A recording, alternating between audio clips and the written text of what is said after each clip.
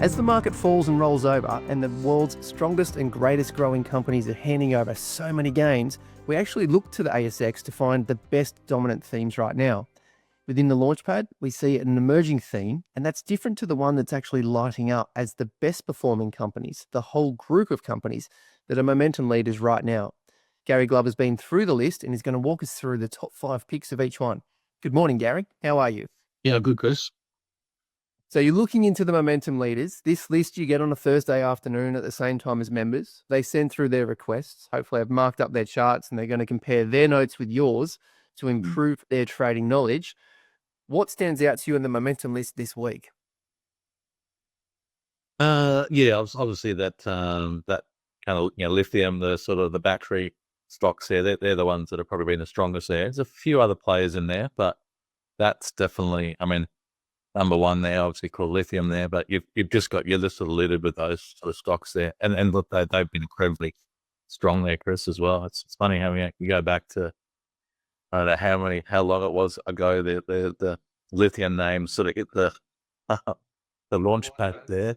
It's here we got the early signs there, and then it's been it's been definitely been we kind of know this thing happens there. We know that they hit the launch pad there, and then they consolidate, and then they go on, and then months and months later on we go, oh, you're in the in the momentum they release, but they still surprise me, even though we've been doing this for a few years. The size of these moves sometimes it does surprise you, the sort of size of the momentum and how far they can sort of keep going. And then I'm often reluctant to sort of to trade like the third and the fourth drives here, because I sort of feel like they're late there. But in this market there, we're seeing fifth and sixth sort of type drives here really. So the key there is what we spoke about last week. There is just having that sort of step up and then the sideways, and then just seeing volume drop off. The whole day's moving averages, and then away we go. So, that might be an example we can look at with WR1. I know I was adding lithium in the portfolio July, August, and September, but what you're talking about there, that rally up and then movement sideways, what can we learn from WR1 as one of the best performing companies in this market, this momentum market? But probably the big thing there to me is what sort of stands out with WR1. Obviously, apart from being in a strong sector, which we know sort of, Shan Mindset says, I was having this conversation with a trader yesterday, sort of wanting to do a few more trades. I'm like saying, everything tells us that we've got to be in the strong sectors right now, because the market's obviously breaking down here. So if you're not in the right sector, you're going to be in big trouble. So that's going to increase our odds of success by 2 to 1 by being in the strongest sectors there. So we know that WR1 there is in a strong sector there, but the thing that stands out to me is that when there's sort of rallied here, we saw big volume. This rally, big volume, chunky volume here, and then dry up, and then big volume there. So that's what sort of stands out to me. We got the classic sort of, we've got the little VCP, and here we come through the B wave. We've got the cup and handle here, which is another classic pattern there for those momentum names. So we got the two most prominent patterns that we will normally see in momentum names, VCP and the cup and handle. But when you see that strong volume there, that's when you can get relative legs here. So this is still one we should be keeping an eye on there, because that is pretty dominant, pretty strong volume here so far. That's when we go back and look at those monthly momentum names there, we sort of know that they often, that's how they sort of started with these sort of bigger moves there. So, this is definitely one to keep an eye on here. It's still might only be, pretty early in the process there. So, I'll be watching that one for a bit longer here. And GL1, which is the 11 on there. Yeah, so again, look, got a similar sort of setup there with none of the moving averages really dominant there, which is often the case with some of the smaller price stocks. So it's held the 50 there, but not really sort of a prominent moving average there. What's kind of more important is just a series of high lows there. But again, you look at that volume profile, it's still pretty good volume, sort of through here, dries up, good volume, maybe a little bit heavy there, but good volume through there. And then all that sideways activity, just pretty light volume. Then we, even come through here, we come through, and then the next row is on big volume. That's pretty strong here. Even in here, like, you get a couple down days here at the end here, the volume's drying up here. So that's the one thing we want to sort of, that's That's probably taking your trading to the next level. So apart from looking at the stocks that are sort of showing relative strength, holding those moving averages there, if you can start to sort of learn a little bit of Wyckoff sort of theory there in terms of how to analyze volume as well. So what, if the stock's going up on good volume, what it should look like, and then when it pulls back on lighter volume, and even understanding sort of bar by bar as well. We talked about that book, One Good Trade. That was the book I ever read. Yeah. Literally goes through each price bar one by one, but it's like a anomaly. Like think about the market. If it does show big volume, then you're going through a lot of price steps normally. That should be what it normally does. So when it does things that it shouldn't do, so if there's a small range, maybe it's not so small volume. So when you sort of see it really tight, big volume at that level there, that's sort of something unusual. So oftentimes you're looking for unusual activities and stuff there. So, but that's another sort of solid setup, the GL1, and the Liontown, which is probably a bigger cap in that space there. So that's probably pretty interesting there. Probably the most interesting thing. I mean, again, we've got a pretty good volume profile. Good volume profile out of the low, pulls back in here, but there was a little bit, this did sort of tighten up in here, a bit messy there, but it eventually sort of broke through here, had a bit of a throwback to the 50, and then it's gone on here. I thought this was probably the most interesting part on the chart here, Chris, when it pulled back here, this little ABC in here, and then that's sort of really sort of just kind of sits down. It's just gone sort of slightly below there, but in theory, it's kind of sat on top of the previous high, and that oftentimes we sort of know those stronger names, they can do that, what they call that undercut there. So they can do this little ABC back here and undercut. So, you have to wait. I know sort of some of the momentum traders here, they look for that 3-day EMA. So look for it to be above like the false break the third day here. But this is a small ABC, and then it gaps up here. So, I mean, that you could have bought that gap up there. It's almost like an EP sort of style in some regards, because this is a pretty strong trend. This is sort of something that I'm sort of been trying to work on, actually, just because I sort of noticed this quite a lot, and they're sort of stronger names. They will have that, they build up quite strongly. They'll have that ABC, because that does tend to shape people out that day there. That's sort of like you're undercutting a previous low. So that's the point where people get stopped out there. It's held the moving average. It's held the 50 here through that period there. So that day there is probably worth. I've just seen a lot of explosive moves come out of that. When they've been running for quite a while, have the little ABC and then sort of gap up. That's sort of, I don't know. Maybe there's a name for that trade we can come up with, but it's definitely sort of something that I've noticed has occurred. And the thing I noticed there, we see explosive moves come out of that. It's like. That's what I like to sort of see, like you want to sort of, like Man Vanny sort of says, you want to be in the market the least amount of time, but for the greatest amount of reward. So if you've seen explosive type activity, where is it coming from? And I've just noticed this little cutback here, little undercut is something new in a structured trend. There is something where you do see the acceleration sometimes. So that's been pretty solid here. So this is still in pretty good shape here, really looking pretty extended. It's getting away from the averages there, but and again, we're not sort of seeing too much shelling here just yet, so still pretty solid. KDG,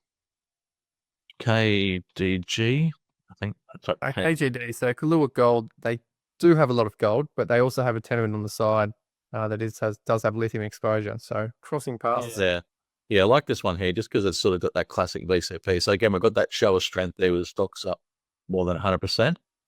It's too small for me. Obviously only 3.9 cents, but that's the right type of shape we want to look for. We want to see an explosive move, and then the whole thing contracts. And then, the thing is, we know that this contraction there can take, it can take a couple of months or it can take many months. So that's the thing we don't know here. So that's why we watch this one a lot. We as we talked about last week, there was sort of, as Kalamagi says, you sort of, the market will sort of step up and then step sideways, step up, step sideways, step up, step. So that's how momentum sort of stocks work there. Your job is to identify when we're about to, step out of that sideways move and step up. So that's what you got to learn.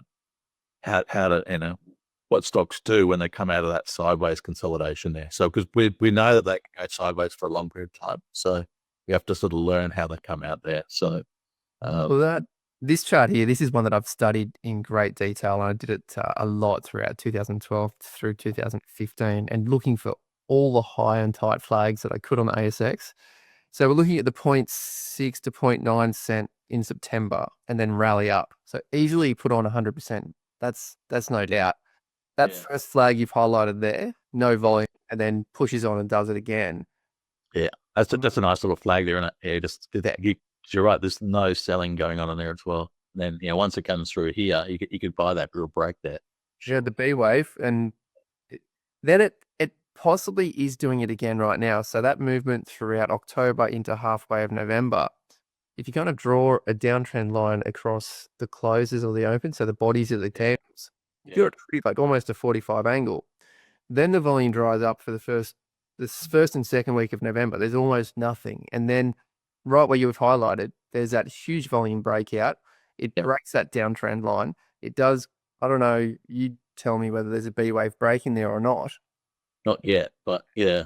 I mean, it is tightening up here. So, and that's a nice upper 3 down days, no volume, 1 day again. So if this tightens up here again, you definitely be watching this as well. So to me, Let it probably create a VCP if it tightens up for the next couple of days. Yeah, like you want it to tighten up more, and you actually want it to put in another lower high as well.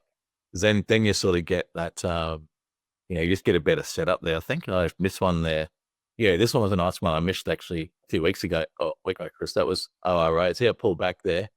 Second pullback, third pullback. So see how you get the third pullback. So that's great because then, if you're back in here, then your B wave's a lot higher. But it has another rally here, and then okay, this is nice. Because now we're sort of tightening up lower, and now we've got a lower entry as well. So It also does a wipe off spring as well. So you do that and entry. yeah, so as soon as it sort of pulls back here, does a little false break here, a little undercut as well. Then it starts to come out here. This day here is probably a bit light volume, so not really clear here. But this day here, it comes out and then breaks here. So but you can see how that from that seems to break the B wave. It just take off. That's the thing here. So sometimes you're trying to jump in too early. That's why they can contract for a long time here, finally you think. And trust me, I spent quite a few months trying to jump in early on many stocks, and not many. After doing it, Paid a lot of tuition for those. After doing it quite a few times, I realized there's no point trying to, because then you get even if it doesn't go down, it contracts for long. You end up staying in the trade for another week or 2 weeks or another month, and you're not moving. So again, you want to be in fast moving stocks here. So that's why that's why the pros wait for the break. They wait for that sign of strength. They don't want to be sitting around twiddling their thumbs for the next month there. So last one there was GLN. Yeah, so a little small here, but there was a bit of a VCP in there, Chris. That's had a bit of a show of strength up the here. It's pulled back here. Not a lot of selling in there, even though it's come back. Goes back up there, and then this pulls back here and kind of rounds off here, and then it starts to come through. That's the sort of shape we're looking for, and then we're coming through here. So once we break through 17 cents, that's a nice little pattern there. Good volume. Yeah. So like a lot of those ones there, we talked about the 10 and the 20, 50-day moving average there last week. A lot of those stocks we showed today haven't really sort of hugged those because most of them are sort of smaller names there. So if you're trading the smaller names, you're probably looking at more structure, more so rather than moving averages. But the biggest stocks, sort of probably 40, 50 cents and over, you're definitely going to find a lot more better resolution with those 10, 20, and 50 day moving averages there. Yeah. Now, they're the launchpad, they're the momentum leaders with clear thematic in the lithium space. When you looked through the launchpad, you sent through a short list of your favorite charts, and we were able to group together sort of some critical minerals, rare earth aspects that were lighting up this launchpad. So it takes a lot of analysis with so many rare earth elements. But when you look through this group, I think one of them was actually European Lithium, EUR, which sort of obviously comes up in the momentum list as well.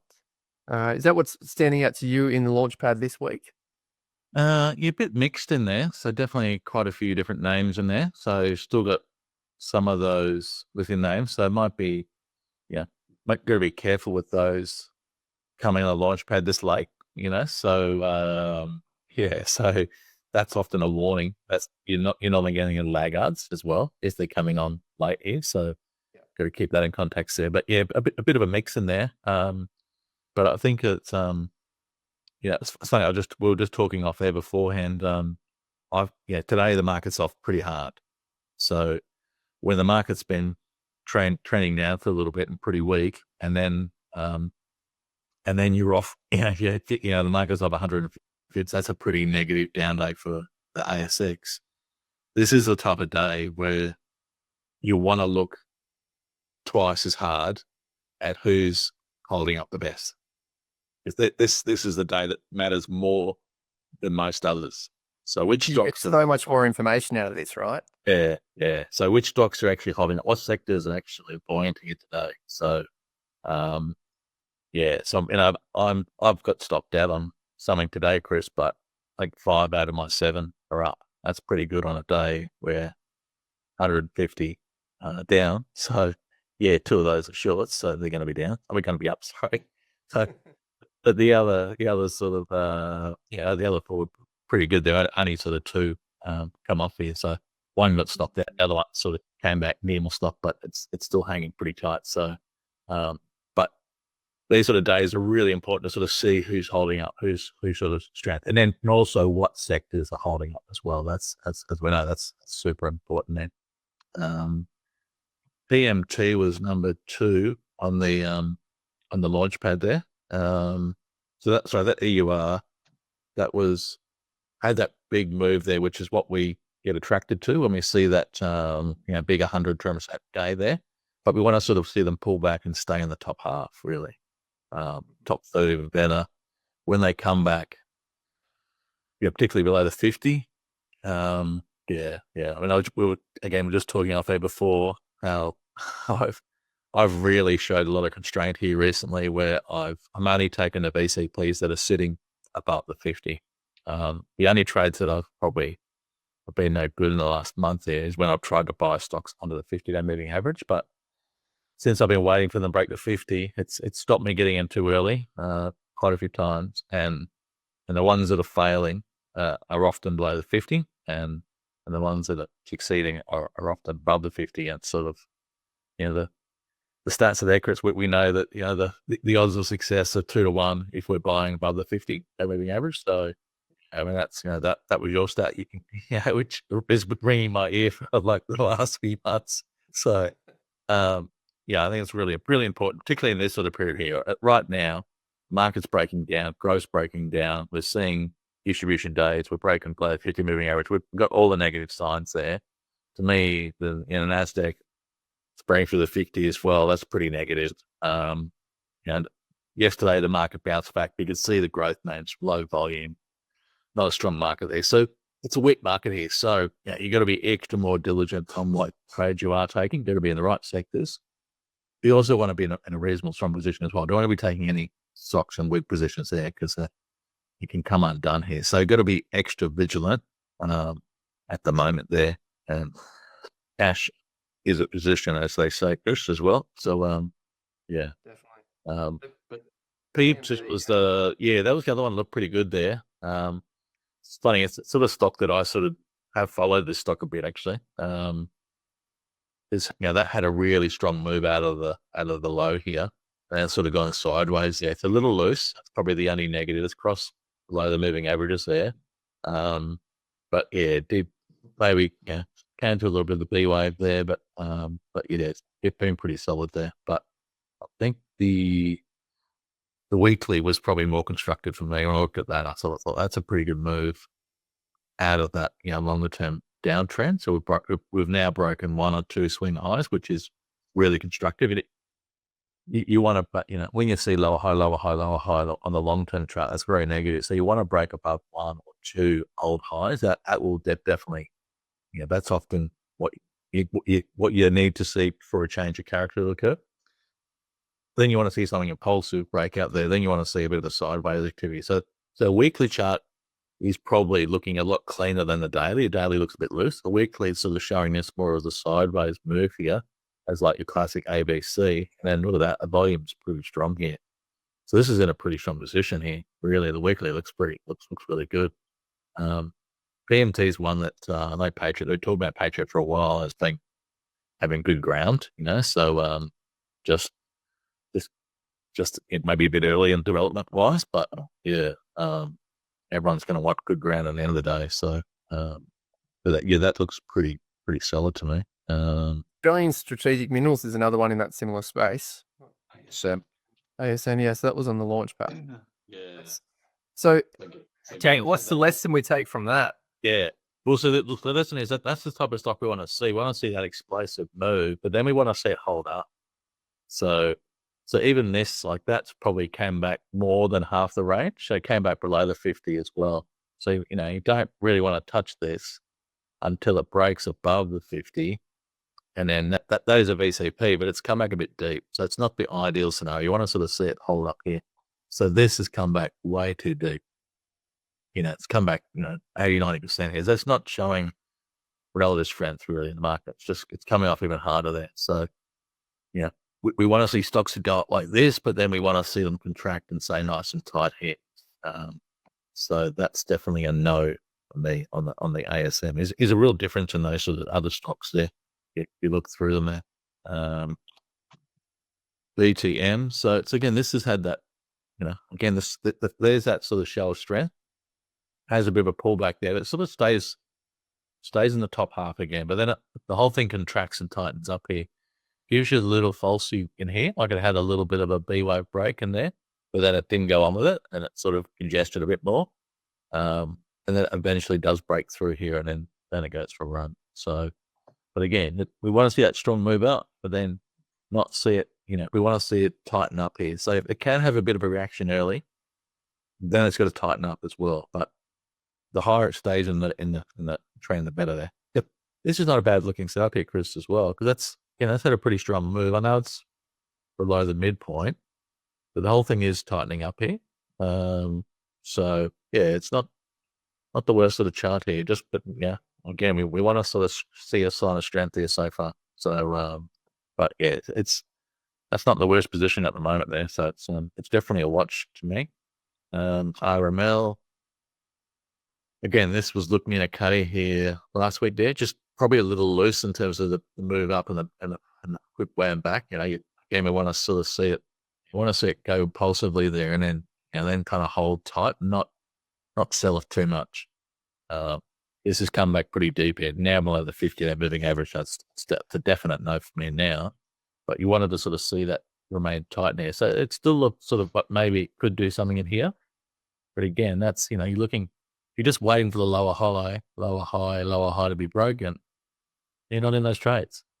So that's why it stops you sort of jumping in too early anytime here. So I guess you can see them, they'll just dwindle down here, lower down. So if you just waited for the lower high, it's fine.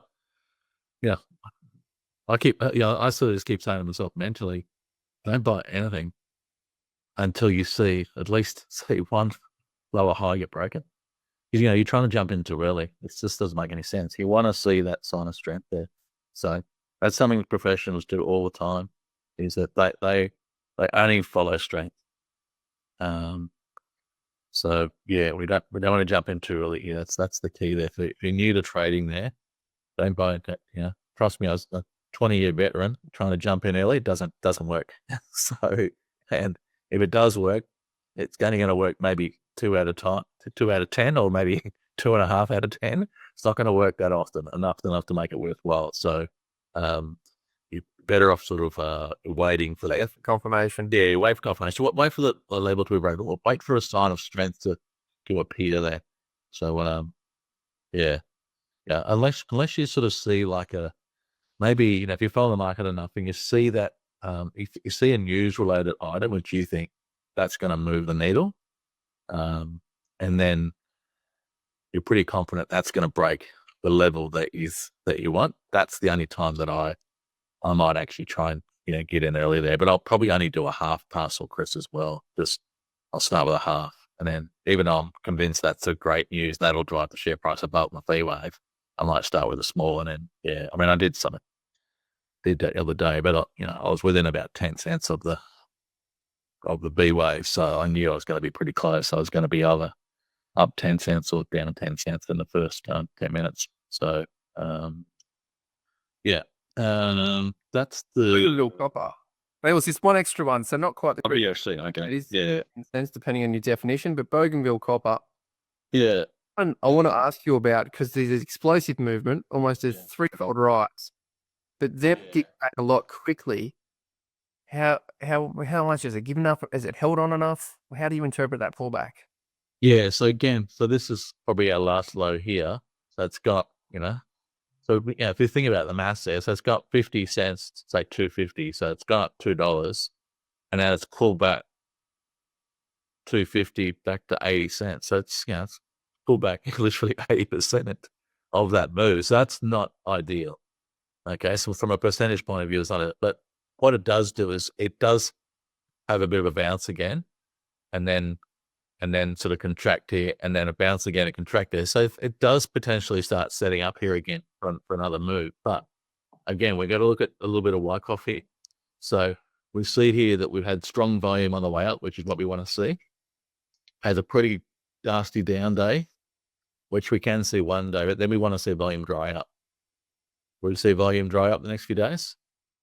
Not really. No, we see so we get 4 pretty aggressive selling days down there. So pretty heavy days. We get a light rally day, and then we see heavy selling again for the next 2 days. That's not ideal. That's not what we want to sort of see there. We can argue we get a bit of volume the next 2 days again, but then the volume's heavier again. So every time it's rallying, it's actually getting face that more sellers there selling into this heat here. So there's 2 negative things in there. Is the size of the move back doesn't stay in the top half, top third or top quarter, whatever it is. So that's a sign of weakness. And you can allow 1 day of selling, Chris, like heavy selling. But if you see that second or third and fourth day of heavy selling, then that's just not what we see. If you go back and study the big winners, go back and look at the model books, you'll see that, like the Spartans, the TUAs, even the Newix and stuff there, you saw every time they had a bit of a breather, they have 1 day selling there, but then the second or third days get lighter and lighter and lighter, and there just wasn't, the selling would dry up on those pullbacks.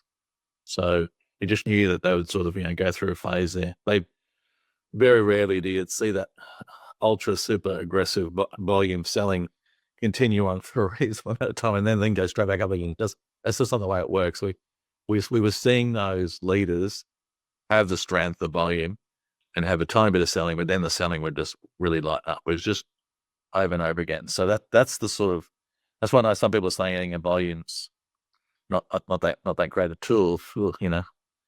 It's apart from price, it's probably the most important, the next most important tool for me personally. Well,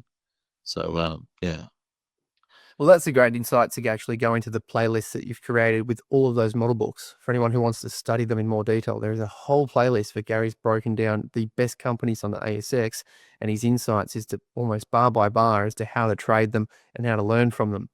And then we'll go to the next video for members where we're going to look at their requests on the top 30 list to really get some better learning in there. Thank you very much, Gary Glover from Novus Capital. Thanks, Chris. Yeah, everyone do your homework right now. Look at who's holding up the best over today and for the next couple of weeks as well, because that's going to be our next leadership group emerge. So that's your homework for the next week. That's actually a great homework, because what we're seeing now in the signal strength that Momentum Profile members have access to is it's telling us that the Launchpad is becoming more and more valuable to help us identify the next theme. So exactly what Gary's saying, in the next few weeks, it will emerge, and hopefully we'll find that thematic here together and walk through those companies that are setting up. But to find it, we've actually got to do the homework right now. So that's spot on point. Thank you, Gary.